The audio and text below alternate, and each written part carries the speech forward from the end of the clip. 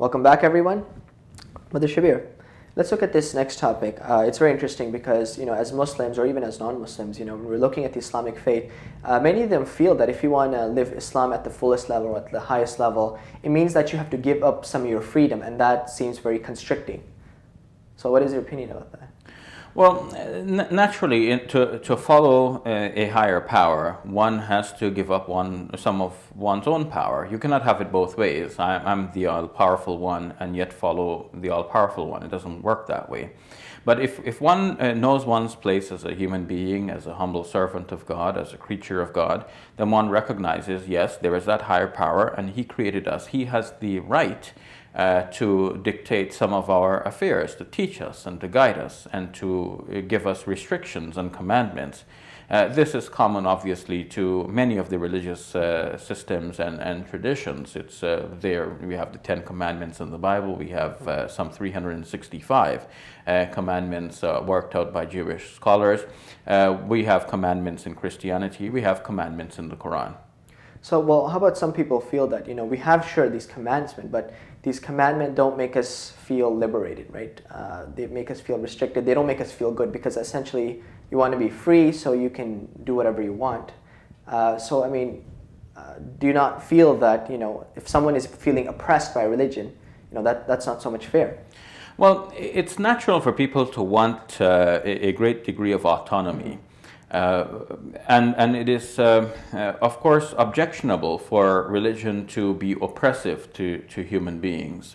But when we think of the religion of Islam, we see a fine balance between freedom and restriction, in that we have restrictions from God, but these are generally for our own benefit. Not only generally, but always for our own benefit, even if sometimes we're not able to decipher what the benefit is. But in theory, we accept that all of God's commands and restrictions in the Quran are actually for human welfare and human benefit. But we should not, on the other hand, think like the teenager who says, well, I don't want my parents to give me any laws or restrictions. I come in whatever time I want, I drink whatever I want, I smoke whatever I want, and I just live my life the way I want it. If we're to think of our relationship with God, then God has the ultimate wisdom. We may see things from a limited perspective. Something may appear to us to be good and enjoyable, but they can have long-term detrimental effects. And if we had known what those effects would be, we would avoid those things. A person having eaten sweets for many years and then eventually finding that the sweets have been harming his or her body, now says in retrospect, I wish I had known, I wouldn't have eaten all of those sweets.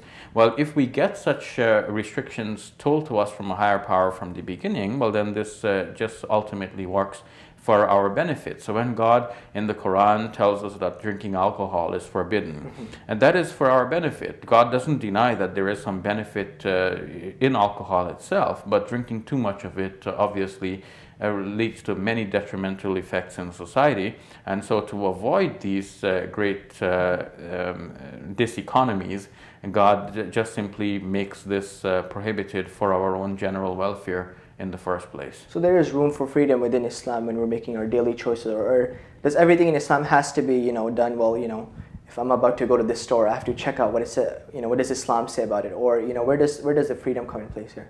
Well, this is why I actually said that when we talked about culture a little early in the show, that you see there's a different way of conceiving of things. One way is to think of I'm a Muslim, I have a thing called Islam, and this is like a boundary around me, and only that can come into it which I first check out and be sure about that's allowed into my boundary. The other way of thinking of it is that Islam is vast, and it does not have this kind of boundary around me. So wherever I go, there is Islam. It is only when something is so obviously contrary to Islam, like it shows up in my face and I can see, no, this is wrong. That is when I can say this one item here is contrary to Islam.